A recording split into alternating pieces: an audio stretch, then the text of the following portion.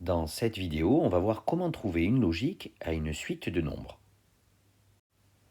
Voici 4 exemples de suites logiques, c'est-à-dire d'une suite de nombres qui vous sont donnés et dans lequel on va vous demander d'essayer de prolonger la suite avec la même logique que vous auriez décelée. Et donc pour cela, on vous demande ici de rajouter les 3 termes suivants de cette suite et d'essayer de définir la suite de manière générale. Alors ça peut être de manière explicite ou par récurrence. Mettre la vidéo en pause pour pouvoir trouver une logique à ces 4 débuts de suite. La première suite commence par 4, moins 12, 36, moins 108 et 324. On s'aperçoit que pour passer de 4 à moins 12, on multiplie par moins 3. Pour passer de moins 12 à 36, on multiplie encore par moins 3. De 36 à moins 108, c'est encore multiplié par moins 3, et ainsi de suite. Donc on passe d'un terme au terme suivant en multipliant par moins 3. Le terme juste après 324 est donc 324 fois moins 3, ce qui donne moins 972. Puis le terme d'après, on multiplie encore par moins 3, on trouve 2916. Et le terme d'après, on multiplie 2916 par moins 3 et on trouve moins 8748. On peut définir donc cette suite par récurrence. Si on note U0 le premier terme, donc U0 c'est 4, U1 c'est moins 12, U2 c'est 36, et ainsi de suite, on peut donc dire que le terme d'indice n plus 1, U indice n plus 1, c'est le terme précédent, donc U indice n, fois moins 3. Ça donne la relation de récurrence U indice n moins 1 est égal à moins 3 U indice n. Et U0, le premier terme, indispensable pour débuter la suite, c'est 4. Voilà, on l'a défini par récurrence. On reconnaît au passage que c'est une suite géométrique, puisqu'on passe d'un terme au terme suivant en multipliant toujours par le même nombre, moins 3, la raison.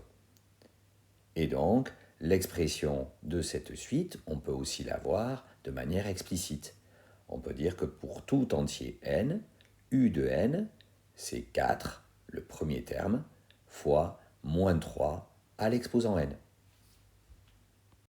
La deuxième suite commence par 7, puis 9, puis 12, 16 et 21. Quelle logique peut bien se cacher derrière ce début de suite de nombres? Pour passer de 7 à 9, on additionne 2. 9 plus 3, ça fait 12. 12 plus 4, ça fait 16. 16 plus 5, ça fait 21. Donc si on poursuit avec cette logique-là, 21 plus 6, ça fait 27. 27 plus 7, ça fait 34. Et 34 plus 8, ça fait 42. Voilà, on a rajouté 3 termes à cette suite logique. Si on note V indice 0, le premier terme de cette suite, donc 7, V1, qui est égal à 9, est égal à 7 plus 2, donc est égal à V indice 0 plus 2. V indice 2, qui est égal à 12, est égal à V indice 1 plus 3, puisque 12, c'est 9 plus 3. V indice 3, qui vaut 16, est égal à V indice 2 plus 4, puisque 12 plus 4, ça fait 16. Et enfin, V indice 4, qui est égal à 21, est égal à V indice 3 plus 5, puisque 16 plus 5, ça fait bien 21. Donc on voit la définition par récurrence qui se profile ici.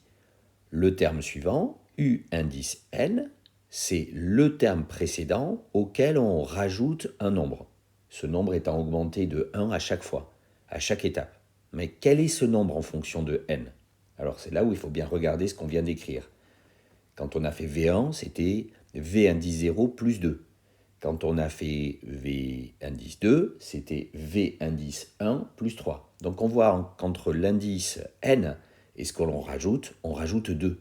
Donc V indice n plus 1, c'est V indice n, plus loin, plus n plus 2. Voilà, on a trouvé la formule par récurrence de la suite. Il reste juste, pour qu'elle soit totalement définie, à rajouter son premier terme, qui est 7. V indice 0 est égal à 7. La troisième suite commence par 6, puis 13, puis 27, puis 55, puis 111. Quels sont les termes suivants? Alors ici, en fait, il faut un petit peu regarder un terme en fonction du précédent encore. 13, c'est 2 fois 6 plus 1. 27, c'est 2 fois 13 plus 1. 55, c'est 2 fois 27, 54 plus 1. Et 111, c'est 2 fois 55 plus 1. Donc, qu'est-ce qu'on fait pour obtenir le terme suivant? On multiplie le terme précédent par 2 et on lui rajoute 1. Donc, on fait 2 fois 111 plus 1, 223. 2 fois 223 plus 1, ce qui donne 447. 2 fois 447 plus 1, ce qui donne 895. On peut traduire cette logique par une formule par récurrence. Le terme suivant, c'est 2 fois le terme précédent plus 1. Donc le terme d'indice n plus 1, W indice n plus 1, c'est 2 fois le terme précédent, donc 2 fois W indice n, plus 1. Voilà, on a la formule de récurrence. Il nous reste à préciser le terme initial, le premier terme de cette suite, c'est W indice 0 est égal à 6. La dernière suite proposée commence par un tiers, puis un cinquième, puis un septième, puis un neuvième, puis un onzième. On pourrait totalement décrire cette suite en disant que c'est la suite des inverses des nombres impairs à partir de 3. Donc les termes suivants, ça serait un treizième, un quinzième, un dix-septième, etc. Comment exprimer cette suite de manière générale? Alors ici, trouver une formule par récurrence, c'est un petit peu compliqué. Par contre, on sait comment écrire un nombre impair. Un nombre impair, c'est un nombre pair plus 1, donc c'est 2n plus 1. Donc la suite tn, elle serait définie par tn, c'est 1 sur 2n plus 1. Oui, mais voilà, ici, il faudrait préciser que le premier terme, ça ne serait pas t0, parce que pour n est égal à 0, cette formule-là donne 1. Et 1, ce n'est pas le premier terme de notre suite. On commencerait à n est égal à 1. Donc cette suite tn, elle serait indexée à partir de l'entier 1. La suite tn serait donc définie pour tout entier supérieur ou égal à 1 par tn est égal à 1 sur 2n plus 1. Et on remarque bien que pour n est égal à 1, on tombe bien sur t1 est égal à 1 tiers. Il y a bien sûr d'autres manières de d'écrire cette suite-là. Appelons-la xn. Eh bien, si on veut commencer vraiment avec n est égal à 0, il suffit de dire que x indice n, c'est 1 sur 2n plus 3. Et ça marche très bien. Pour n est égal à 0, x indice 0 est égal à 1 tiers, etc. Voilà, le tour est joué. On a réussi à trouver une logique à chacune des suites qui nous étaient proposées, des suites de nombres qui nous étaient proposées.